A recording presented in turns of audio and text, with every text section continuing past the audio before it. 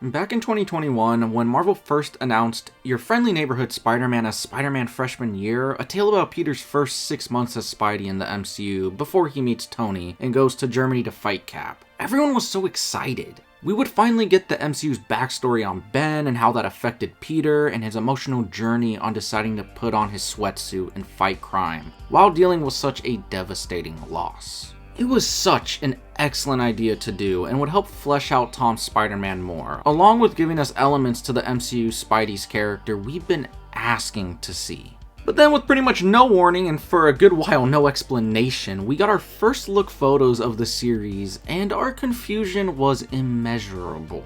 We had Nico Monroe from Runaways, Charlie Cox's Daredevil, Doctor Strange, a whole lot of Spidey's Rogues Gallery we haven't seen in the MCU, and Norman Osborn, who, got the waves?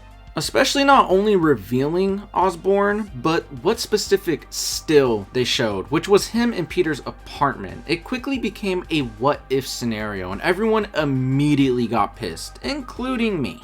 They had the perfect idea for a Spider-Man MCU show that really could have elevated Tom Spidey for the haters and made something truly special and emotionally powerful. But instead, they decided to give us yet another animated Spider-Man show, doubling down on the multiverse shenanigans and making it an alternative MCU timeline separate from everything we know and love. And I'll get more into this whole MCU multiverse thing and how it plays into the show later on because, man, do I have some words about that. Okay, I don't care how cringy this is, but man, I was so pissed off when I found this out. I wrote an entire script for a short film about what Spider-Man Freshman Year could be. So Feige, you ever change your mind and want to tell Tom's freshman year story? I got a 50-minute long script that we can turn into animation. I mean, that shit's locked and loaded. It might need a little revision, but goddamn, I'm here, my guy. Let's make it happen. Anyways, it seemed like Marvel had absolutely no faith in the show because for 3 years they basically did everything they could to hide the show's existence. To the point where we didn't even get a trailer for the show until a month before its release. And let me tell you, that trailer did them no help when it dropped because it looked like pure ass and the internet let them know. But then, a few days before the release of the show, critics' reactions dropped online and it was overwhelmingly positive. And man, did I shit a brick when I heard these comments. And it ended up making me want to check out the show because Spidey is my favorite fictional character of all time. So if there's some good Spidey media out there, I must consume.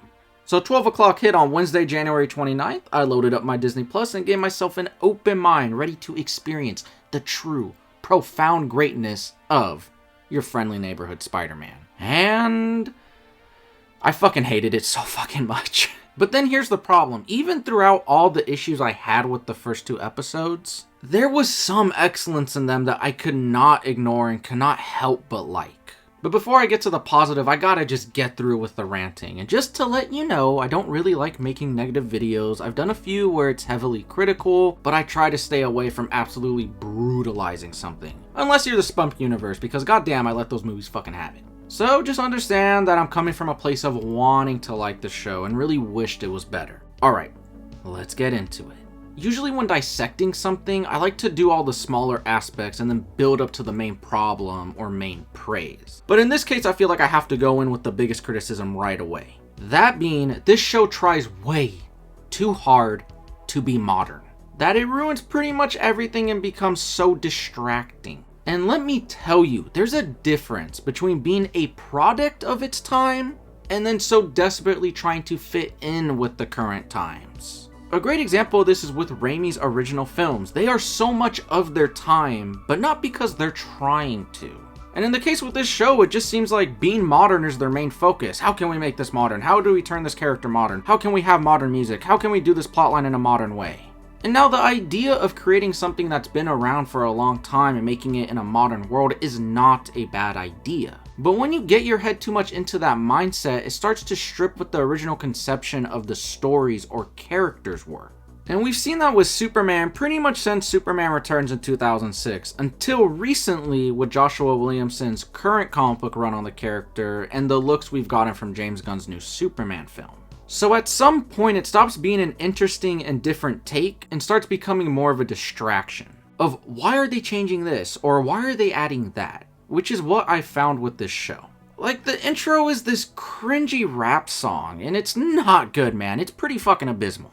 And, you know, if this creative team made this in the early to mid 2000s, I'm sure it would have been a rock song. I get it, trying to fit things into the current age, but the problem is, this doesn't fit Peter Parker as a character. And that's when you realize you have to stop changing or modernizing things once you hit those roadblocks. Once it stops making sense for your story or characters. Change is great. Hell, I want more change. But make sure that it makes sense and that the reason for making those changes are coming from the right place. Not to be cynical or prove that our time period is superior or to add political agendas.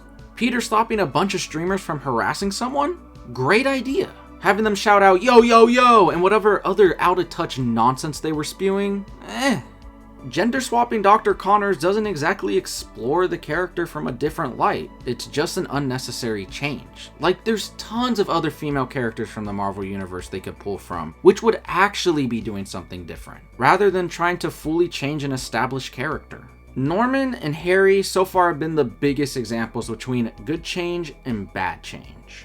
Like, I fuck with what they're doing with Norman so hard. They're playing on our knowledge of him being a villain and toying around with it, making the audience guess if he's actually evil or not. He fits the powerful business tycoon, but there's almost a level of Gus Fring to him, a professionalism and understanding that for all we know, could be an act. Everything with Norman has been exceptional so far. But like, what the fuck did they do to my boy Harry? Once again, change is great. Adding your own spin on a character makes it fresh. But there's that, and there's just taking a character and literally making everything about them different and keeping the name only. Harry is so unrecognizable to who he is supposed to be, and it's not only with the look, it's the attitude, the way he talks. Like, I don't think Harry will be decked out in long ass hair, done up in a man bun, and have a shitload of piercings. He's always been on the cusp of being an outsider and a reject, but because of his dad, he gets invited to things or has his toes in the popular crowd, but never fully a part of it. And because of all of that, he is socially awkward at times and doesn't understand human interactions and can be very direct. And hopefully they play into that as the series goes on. But as it stands right now, everything with this character seems like change for the sake of change. But to move past the modernisms, I find most of the humor to be horrendous. I think there are some good moments, like when Peter is eating his pizza and finds the DVD player and gets all excited. And the humor is where I get really confused with the show's tone, because the series so far is written in a way that seems so, I don't know how else to phrase it, kiddie. And then the dialogue itself is for a slightly older audience, with them doing light cursing and stuff where the tone comes off all over the place to me. And this whole "it's the MCU, but not really" is kinda annoying to me. And honestly, I think it really comes down to me on a personal level of wanting what the show was originally supposed to be, and not getting it, and then having to have the shit rubbed in your face when Doctor Strange shows up and it's his theme from the MCU, or the Avengers Tower is in the background, or they are literally recreating locations and scenes from the MCU. It kinda throws me off, but in all honesty, I'm sure this is a personal grievance of mine.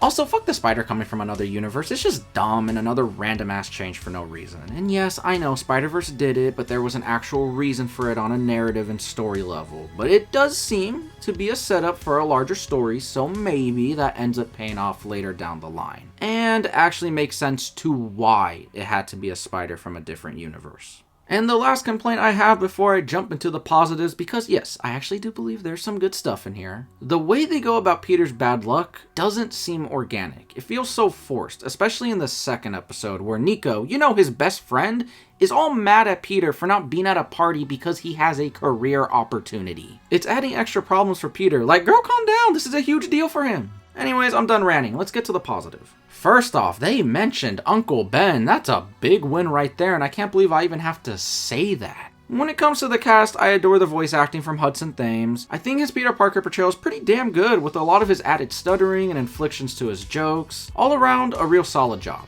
Now, I'm not the biggest fan of all the supporting characters so far, but the two that I absolutely love and adore are Nico Monroe and Lonnie Lincoln. The chemistry these two characters have with Peter is exceptional, especially Nico, who is actually a character from a teenage group of superheroes called the Runaways, which is one of my favorite comics ever, and the show adaptation is even better in my opinion, and is one of my favorite shows. And with Lonnie, he's actually in the comics Tombstone, who is one of my favorite Spidey villains, and I would love to see them do a villain arc with him where he and Peter have to face off, and that would just have the potential to be such a compelling and emotional story. But making him and Peter friends isn't the only big change. Just the idea of having this hotshot football player becoming friends with one of the biggest nerds at their school and forming a genuine friendship is such a nice change to the cliches we've seen and is an exemplary example of doing things differently. Smaller moments I love are when Peter talks to the pizza shop owner about the woman that robbed the store and when he is saving all the animals in the pet store.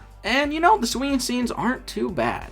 Lastly, I already mentioned how much I am loving Norman so far, but the big twist at the end of the second episode, where he finds out Peter is Spider-Man, actually had me hooked, and despite all the tribulations I have with this show, this made me want to stick around some more to see where that goes. Which once again, is a way of doing things differently in a creative way.